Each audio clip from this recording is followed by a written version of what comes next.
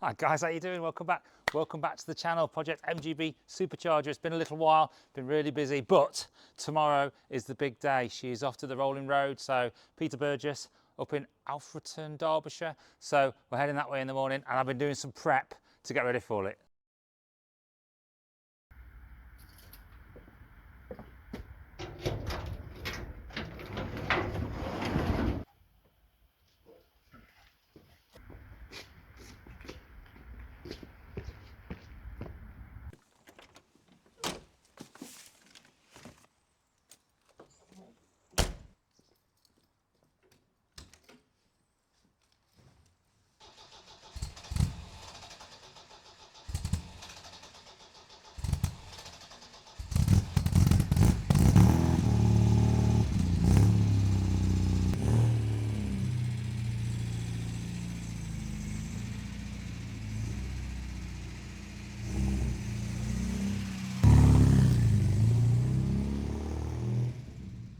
Right, good morning folks, we are off to the rolling road. Come on. Right, I'm off in my stuttering MGB, supercharged MGB, to get it tuned, and hopefully by the end of the day it'll be running much nicer than it is at the moment. It's not running too bad, but if I put my foot in it, it does that. Oh, it stalls and jutters, and yeah, it's like a kangaroo. So we've been waiting for this day for a little while now and working towards it. So I've been doing a few things off camera the last few weeks. I've not put a video out because I've been so busy, but I have. The last video I put out was the cooler, wasn't it? So to help me with getting some cool air into that engine bay. So we'll see how that gets on today. Since then I've changed the oil. I think I've done that since. So the oil's nice and new. I've not had a chance to change the coolant yet, so I'm still running the oat coolant, but it'll be okay, hopefully. I've got some new tyres on. I've got some new tyres, my old tyres. Right, there's the dot code of my old tyres. 16th week, 2004. So these tyres are over 21 years old. I mean, the tread on them is brilliant. Hardly used because they've been sat in the garage. There's no cracks or anything like that, or deterioration. They're just a bit hard and old, so I wanted to change those. So I've changed those out, but because the 14-inch wheels on here, it's difficult to find anything that's really performance related because it's not a performance car. But we've got some Goodyears on here, and what are they? Efficient Grip Performance, I think they are. So yeah, Efficient Grip Performance. They're a lot stickier, suppler and softer. So yeah, they do make the car feel better when you're driving around now. It's not as hard and tough as the old ones, so they're going to be really good for the track day. I just didn't want to turn up to the track day with tyres that were 21 years old. That's a bit rubbish, isn't it? So yeah, really cool. But the main thing I've done in the last few days, and I'm hoping it holds up because I've not really used it much, is I've installed a charge cooler to the car. That'll help. And the reason I wanted to do that for today was to make sure that I'd done the best I can in giving the conditions for the inlet for the tuning process. So when Peter Burgess and his team are tuning, then that's what it's gonna be like. So I'm currently, I've got about 30 miles to do. I've done about 2 miles now. Been ticking over for a while.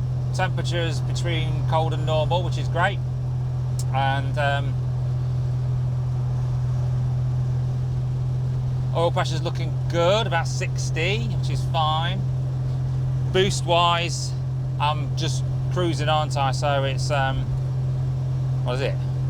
Minus 0.5 on the boost, which is okay, so it's pulling a vacuum. My sweet baby Jesus, my O2 sensor is reading blank, which is great. Oh, that's one more thing I've done as well. I've introduced a welded bung for that, screw connector for that. It was a plate that was banded on before with some gummed up with engine, with exhaust sealant, but I wanted to get it in there properly, so I welded that up the other day. Some nice stainless steel weld, so come out pretty well, to be fair, so which is grand. So it's a nice day today. You can see the sun in the background, that's coming up. There's a big queue on the other side, some kind of accident. I hope everybody's okay. Yeah, just driving up the A38. So I'm heading towards Alfreton, which is just north of Derby, and see world famous Peter. And hopefully he can work some magic, and I won't be bogging down when I put my foot in it, and it'll take off.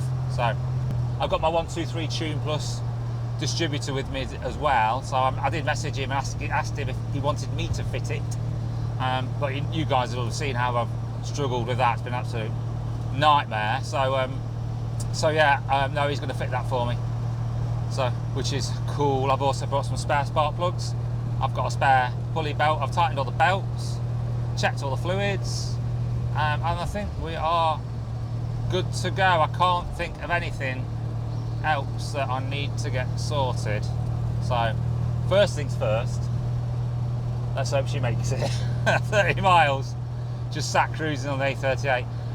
It's quite busy this morning, so ticking along at about 50 odd, which is fine. I might have some more fun on the way back. Right, that's it. I'll see you guys when we get there.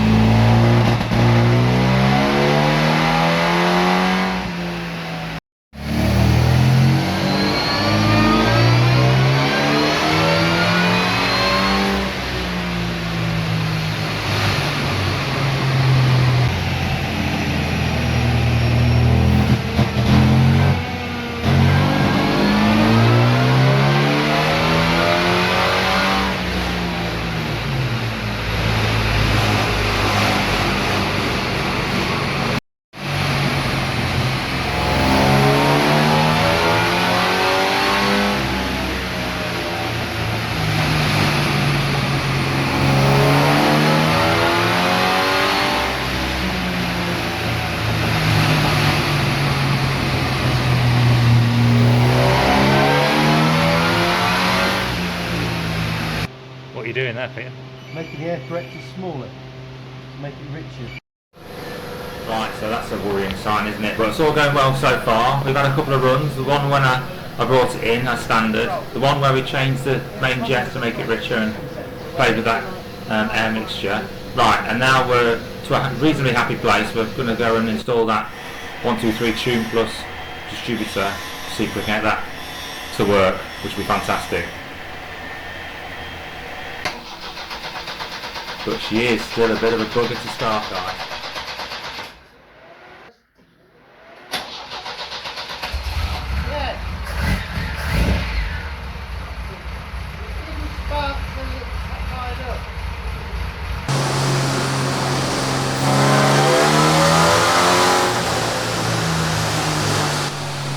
Well, she certainly sounds awesome, doesn't she? That supercharger whine is brilliant.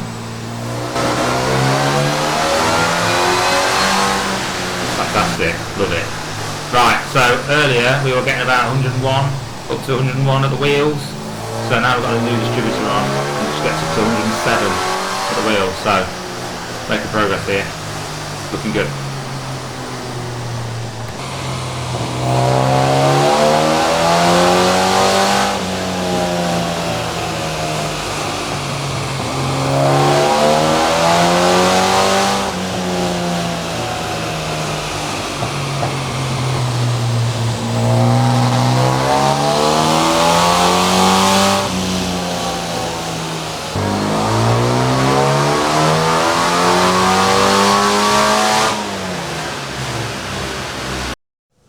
guys. So yeah, I've been here about 3 hours now, slowly working our way towards getting it better, definitely getting better.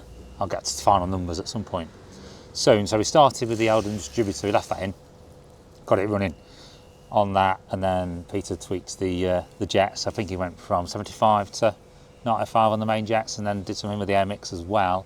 He's having another go with that now. And then once he was relatively content we were in a better position from a carburettor perspective, we went to changing out the distributor. So the Eldon came out, and then put the what do you call it back in, the 123 Tune Plus back in. So that's set at 33 advance, and then 28 after 3000 RPM, so it's retarding it at higher RPM when we're into the boost. So yeah, getting there. I think where we are right now is we're getting better under load, but cruising wise still not quite there, so we're doing some tweaks to get the cruising right. So but making good progress. So yeah, it's quite fun. Had a bit of an incident with the rocker cover coming loose and oil spilling out and it's smoking, so it was just a bit scary. It's a bit scary in there on the rolling road when he's thrashing the nuts off the engine. I think it's going to blow up, but it's working out well so far. So but yeah,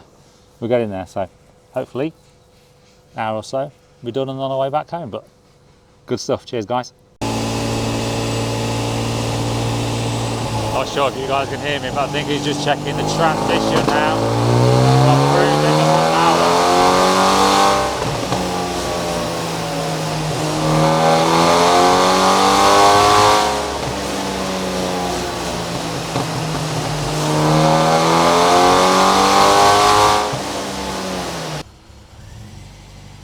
So here guys, there's been a bit of discharge from the engine. There's oil all over the place, so the rocker cover came loose and it pissed oil out everywhere, but I still think I've got some oil coming out of the engine as well from the breather panels on the side, and also rear main seal. So video to follow on sorting those issues out.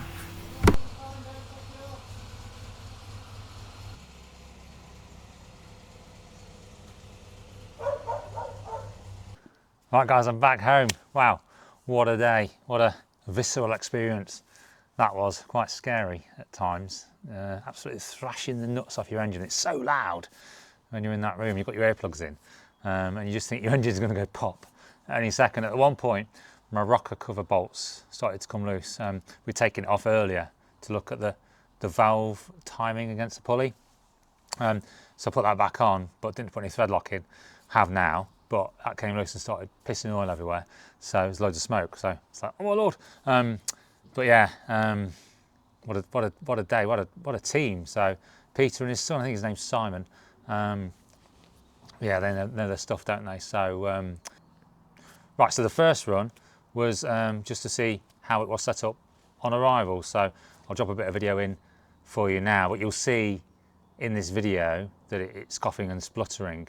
The main comment here from Peter was it's running too lean as it's trying to pull in the fuel and take on the power, so it's just coughing and spluttering. So on the basis of that, he had to richen up those main jets, so they went from 75 to 95, and that helped quite a lot.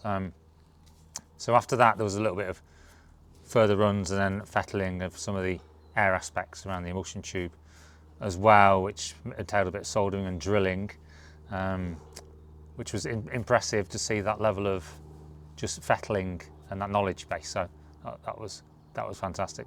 And then after that we were kind of happy with where we were, or where they were, with the carburettor, and that was moving in the right direction. Took off the Eldon distributor and put on the 123 Tune Plus. Do you think that took a little bit of time to set up, but we set the static timing the same, and this static timing on this car is at 31 degrees or so, and that seems to be perfectly fine. It's really madly advanced. Now when they took the rock cover off to check the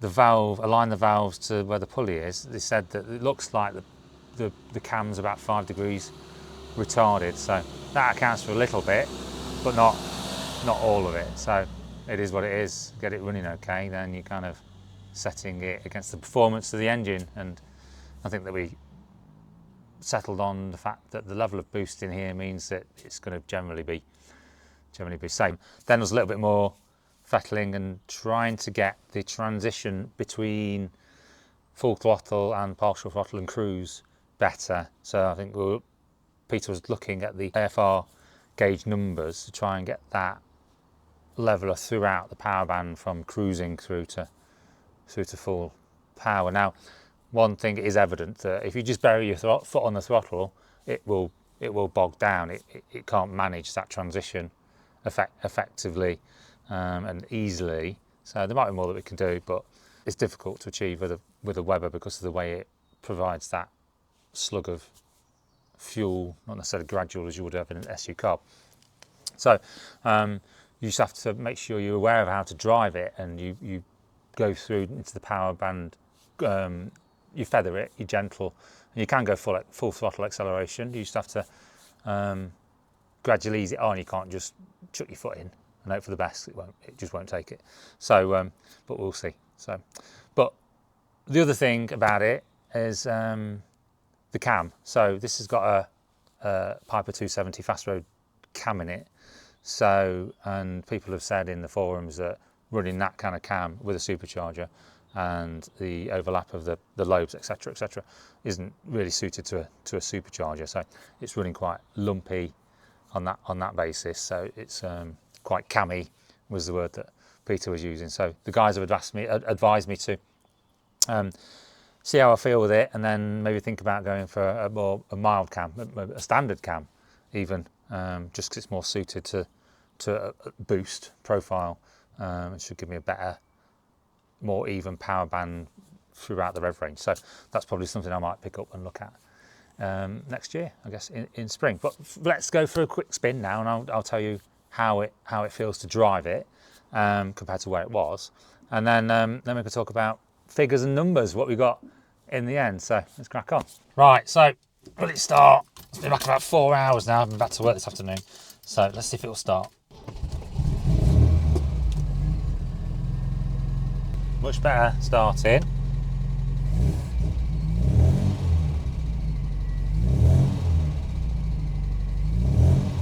As I say, you have to feather it. You can't just put your foot in it, otherwise it's just going to bog down and backfire like that. It's just not quite got that fuel balance, boost balance, low end cam, etc.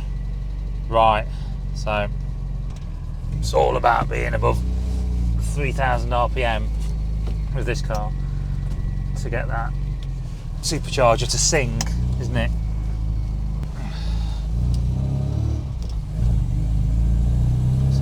Way smoother than it was, guys. Way smoother than it was. So let's just go out here.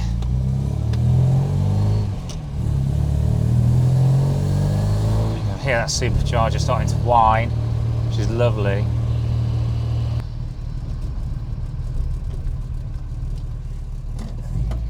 Right, the sun is quite low, it's getting quite late now. Let's just give it a bit of a pull out of here.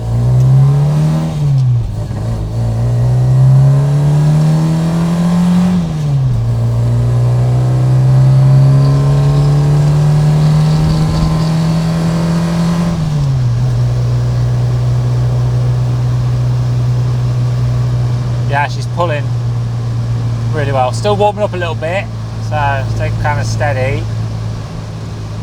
Don't want to go too fast too soon with this. You get it up to temperature. I'm cruising along now at 50 mile an hour in fourth at just shy of 3,000 RPM. So if I gently put my pedal into it, and I'm fully open, and then you can feel the boost kick in. It's still going. Yeah, it's got loads and loads of go in it now. It'll just keep going and pulling all the way to the red line. Pull, pull, pull, pull, pull. Which is fantastic. It doesn't run out of pressure at all. It doesn't run out of puff, which is cool. So, in overdrive, 60, 3,000 RPM, put my foot in slowly. It'll then start picking up, and you can feel it between 3,000 and 3,500 when it starts to really introduce that boost and the horsepower goes up respectively. So I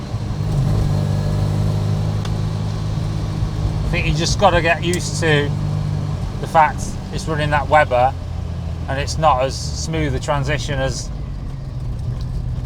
the SU carb, so it takes a bit of learning how to drive. And there's a tractor coming, so let's just learn how to drive slowly down here for the moment.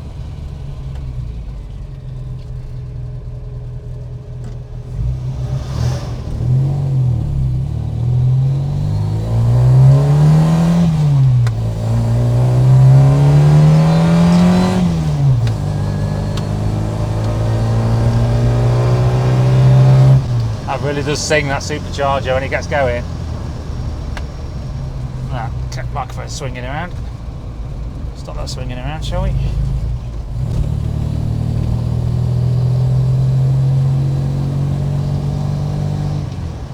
And it will cruise.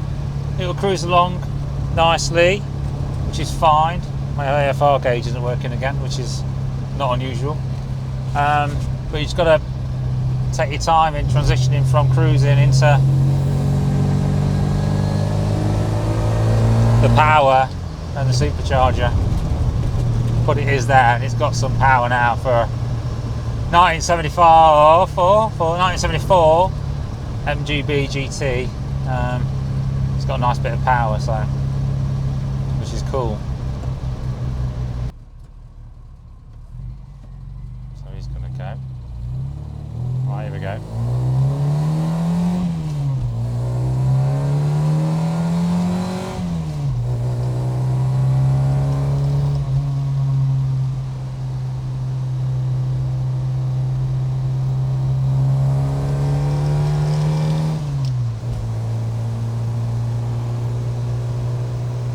Right, we're done, we're back. Right, so I've got some oil leaks to sort out. I think that breather connector I moved around, I think that might be leaking as well. So I might have to whip that off, get a new gasket. I did think about getting a new one at the time, just ran out of time. Get a new gasket and fix that. But I also think my rear main seal might be leaking, which is a bit of a bigger job, engine out job. But okay, not sure I'm gonna get that done in time for the track day, but I'll have to have a look at that. Right, so results wise, yeah, so first run at the wheels, power was about 90, maybe slightly less, 85, something like that at the wheels, which isn't too bad, is it, when you think about horsepower is measured at the flywheel, not necessarily at the wheels, so it's not doing too bad, even with the bad setup. But after all that fettling, after all that trying to get it to transition smooth and everything, it kind of leveled out around 108 or so at the wheels, eventually got at the wheels about 110 brake horsepower out of it, which at the flywheel is 150 brake horsepower, 149.68, so 150 there or thereabouts. So given that standard is 95 for these, and we'll put 150 for this, so that, yeah, I'm pretty made up. But it's not flat, as we know, as we've just discussed. It's all after that 3,000 RPM, so you have to drive it like it's got a supercharger. You can't just drive it like it's a twin SU carburetted MGB B Series engine. You've got to drive it with what it's got and know how to drive it for that. And as we've just seen, it's not about off the line speed. This is about speed when you're in that rev range. So which is pretty cool. I'm content with that, and we'll have a look at that cam to see if we can get it a little bit more through the range at some point in the future. But yeah, 150, and then torque wise 154, so 153.66. So again, that's gone up by about 40 foot-pounds. Yeah, so one of the key things, I'll show you the curve. One of the key things you can see here is beyond 4,000 RPM, it's over 100 BHP at the wheels, and not really rising that much. So it's constant, but not dropping off, not gaining too much more. So that's your power band. 3.5, 4,000 to 6,000 is when you're really pulling on, and then you obviously go through the gears with that. So yeah, I'm pretty happy with the results. So still more to do. This, that and the other, as I say, oil leaks to sort out, but coming to the end of the supercharger project on this car until we move forward into get a new milder cam on it into next spring, because it's now mid-October nearly, and then we're heading towards November, and dark nights are coming in, so it gets more difficult to work on the car. But it's been a great project throughout the year. Thanks for watching, guys. I hope you enjoyed it.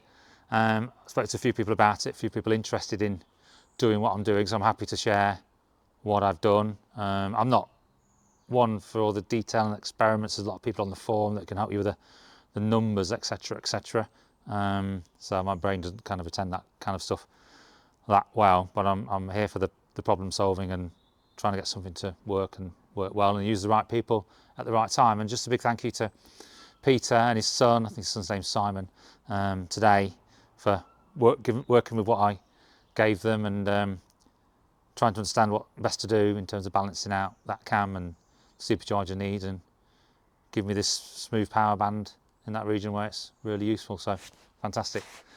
Cheers, guys. Thanks for watching, and I'll see you guys in the next one. Take care.